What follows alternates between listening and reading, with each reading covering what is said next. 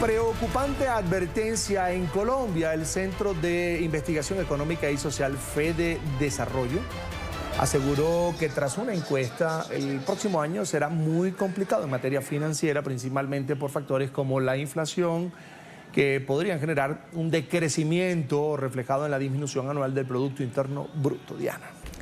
Según FEDesarrollo, la situación de los colombianos en el 2023 será difícil por los impactos a la economía nacional causados por la propuesta de reforma tributaria, las altas tarifas de energía y el aumento del precio de la gasolina, entre otros.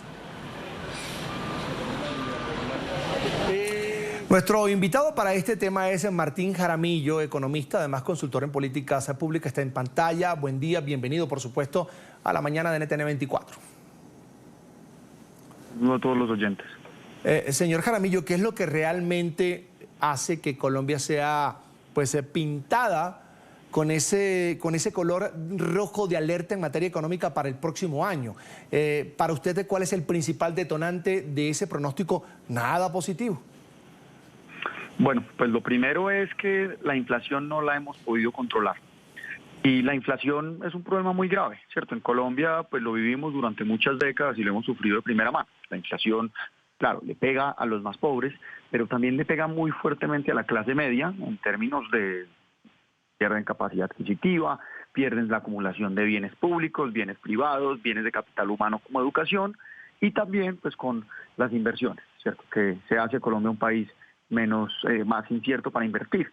Ahora, para curar esa inflación, las medidas que se toman suelen ser dolorosas. La inflación es la enfermedad y pues, el remedio no es para nada fácil.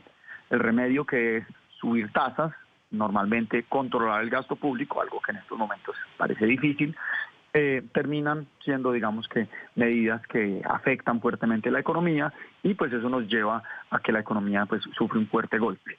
Eso en un sentido en que uno dice, bueno, los gobiernos, o estará el gobierno dispuesto a hacer lo máximo que pueda para mitigarla, pues las respuestas, por lo menos hasta ahora, según han pedido varios analistas, bancas de inversión, han sido no necesariamente se están tomando las decisiones más óptimas para, digamos, tener una economía sólida, entre ellas, pues, tener, digamos que, un país con un buen manejo macroeconómico, con unas finanzas públicas por lo menos sostenibles y, bueno, con algo de sensatez económica pues que no se ha visto muy predominante en las más recientes declaraciones del nuevo gobierno.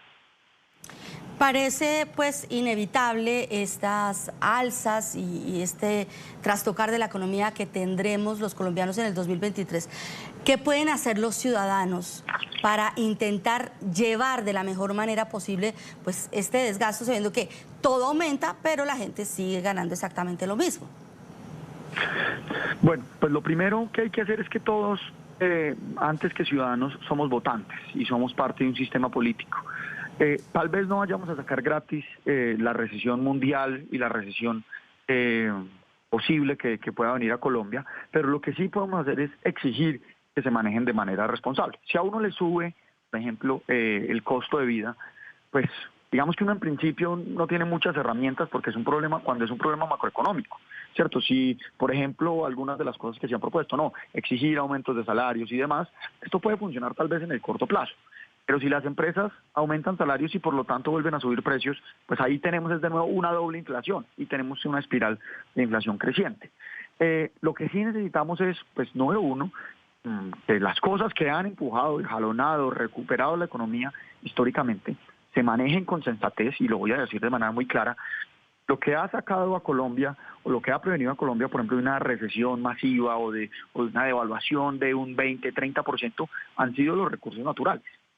Todos sabemos que estamos en una transición energética nacional y mundial en la cual eso se tendrá que reducir, pero en el corto plazo ese ha sido el motor de la economía: minería, petróleos, carbón, gas.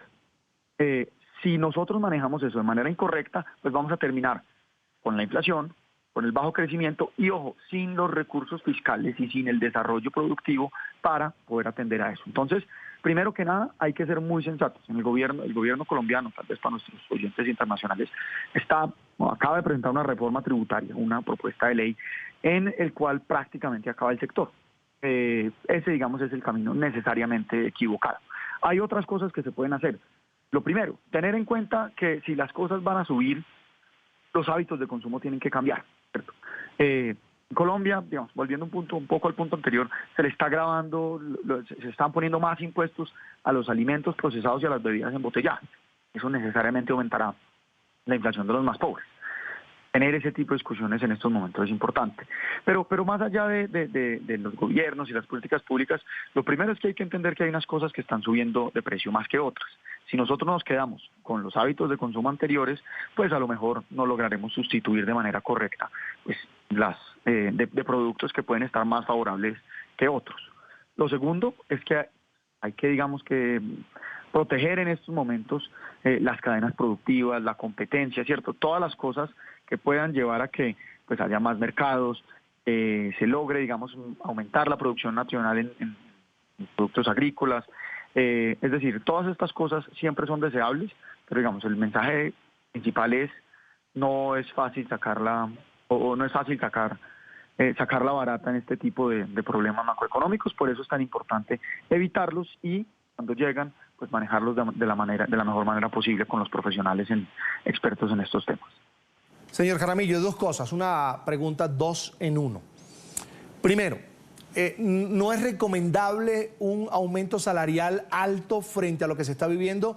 Porque entiendo que va a impactar aún más la inflación. Eso me lo aclara, por favor. Y quería preguntarle, por supuesto, si la reforma tributaria, porque la defiende el gobierno de Gustavo Petro hasta más no poder, va a impactar o no en la clase media colombiana y de qué manera. Bueno, pues lo primero, va a subir los salarios, pues todo el mundo quiere que los salarios de los colombianos y los ciudadanos de todo el mundo suban. La pregunta es si la forma en la que se piensa hacer es con el salario mínimo va a lograr el efecto esperado. Parémonos en las condiciones más básicas. Las empresas han reducido sus márgenes, ¿cierto? Eso es lo primero que hace una empresa cuando le aumentan los costos, ¿cierto? No puede cambiar los precios de un día para otro, entonces se reduce el margen. O sea, las empresas ya están en uno de sus topes en los que pueden hacer. Tan es así que ya empezaron a subir precios. Si uno lo que hace es les aumenta todavía más los costos, por ejemplo, un factor salarial, pues las empresas lo que van a hacer es les van a subir de nuevo los precios a los consumidores. Entonces, sí ganan unos trabajadores, los trabajadores formales, pero pierde todos los colombianos cuando suben los precios. Recordemos que en un país como Colombia, el 60% de los colombianos son informales, es decir, a ellos no les aplica el salario mínimo. Entonces, beneficiamos más o menos al 10% de colombianos que ganan el salario mínimo, pero le aumentamos la inflación al 100%, específicamente a los más pobres. Ahora, eso se da en un contexto, y hablemos ahí sí de la reforma tributaria, en el que se le está afectando a la clase media y, ojo, a la clase más baja. Hay un estudio que publicamos recientemente en el Centro de Pensamiento Libertank, en el que demostramos con datos duros por qué esta reforma tributaria le pega a los más pobres. Déjeme hacerle un ejemplo básico. Digamos, utilicemos dólares para que sea una medida más o menos estándar en toda Latinoamérica. Si antes una bebida y un pastel valía $1 y $1, usted le pone un impuesto del 10% a esas dos cosas, va a pasar de costar $2 ambas cosas a $2.20, porque le subieron 20 centavos de impuesto. Esos 20 centavos, para poner un ejemplo exagerado, para un multimillonario, pues es el 0,00001% de los ingresos.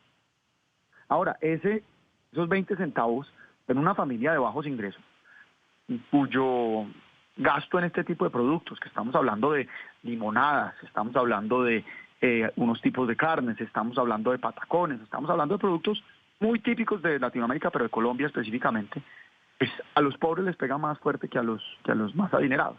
Y pues esto es una parte importante del recaudo de esta reforma tributaria. Entonces, lo primero, queremos obviamente yo y todo el mundo que suban los salarios. El problema es que si se hace en este momento a través del salario mínimo, pues lo que vamos a hacer es, vamos a subir los salarios por un momento mientras la inflación se termina de comer ese aumento y al final terminamos con el mismo poder de compra, pero con mucha gente con un salario más bajo. Entonces, hay que subir los salarios, por supuesto, y la forma más efectiva para eso es evitando la recesión, o si nos llega la recesión, pues manejarla bien.